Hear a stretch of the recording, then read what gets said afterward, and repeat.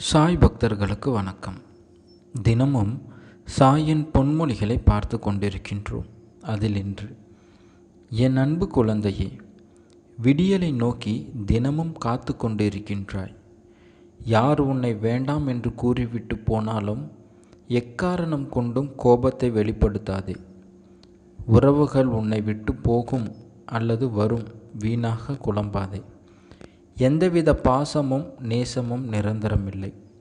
உனக்கு யாருமே இல்லை என்ற உணர்வு, அவர்கள் யார் உன்னை உதறிவிட்டு சென்றார்கள், நான் இருக்கின்றேன், எதற்காக நீ கவலைப்படுகின்றாய்?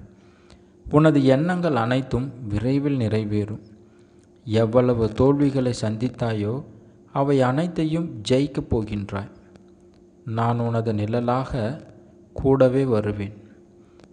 அனைவரும் வியக்கும்படி வாழ்க்கையில் உன்னை உயர்த்தப் போகின்றேன். அடிக்கடி மறந்து போகின்றாய். உன் கவனம் சிதறாமல் பார்த்துக்கொள்.